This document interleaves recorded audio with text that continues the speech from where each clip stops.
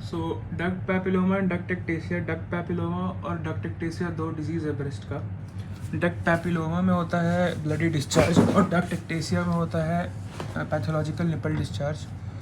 और duct papilloma में होता है bloody nipple discharge from a single duct. Duct ectasia में होता है duct papilloma, duct ectasia, ectasia में होता है डिस्चार्ज, पैपिलोमा में होता है ब्लडी डिस्चार्ज। डक्ट पैपिलोमा में 10% cases associated with papillary DCIS। Duct ectasia में more than 45 years post pre menopausal और स्मोकर्स में duct ectasia, pathological nipple discharge. Duct papilloma में होता है 10% cases associated with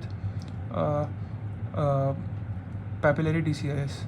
duct papilloma होता है clinical features unilateral periareolar nodule, periareolar nodule, periareolar nodule unilateral areola के अगल बगल, तो प्रेस करने पे ब्लडी डिस्चार्ज निकलता है। जबकि डक्ट एक्टेसिया में डायलेटेड डक्ट्स हो जाते हैं जिसके कारण स्टेसिस ऑफ सिक्रीशन हो जाता है। स्टेसिस ऑफ सिक्रीशन के कारण होता है पेरिडक्टल mastitis.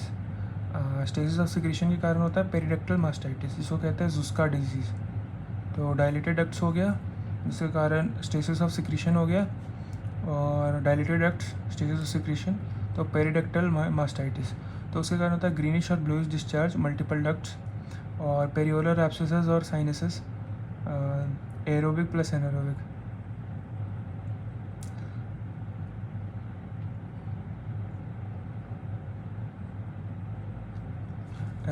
Periductal mastitis, periductal mastitis उसका डिजीज़, ग्रीनिश और bluish discharge, multiple ducts, periareolar abscesses और sinuses, aerobic plus anaerobic. Investigations में हो गया अल्ट्रासाउंड, अल्ट्रासोनोग्राफी में होता है papillomatous growth within the dilated ducts. Ultrasound inconclusive होता है तो MRI करते हैं।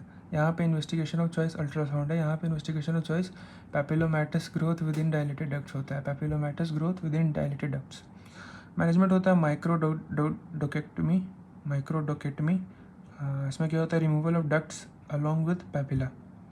यहाँ पे होता है एंटीबायोटिक्स अगर फेल हो गया तो मेजर डक्ट एक्सीजन, और हैडफील्ड प्रोसीजर यानी कि कोन एक्सीजन ऑफ डक्ट। तो डक्ट पैपिलोमा और डक्ट एक्टेसिया में मेन अंतर क्या है? Most common cause of bloody discharge हो गया डक्ट पैपिलोमा, और डक्ट एक्टेसिया हो गया nipple discharge. Clinical risk factors हो गया 10% cases associated with papillary DCIS, duct papilloma papillary. तो और यहाँ पे हो गया स्मोकर्स और प्री मेनोपॉजल मोर देन 45 ईयर्स।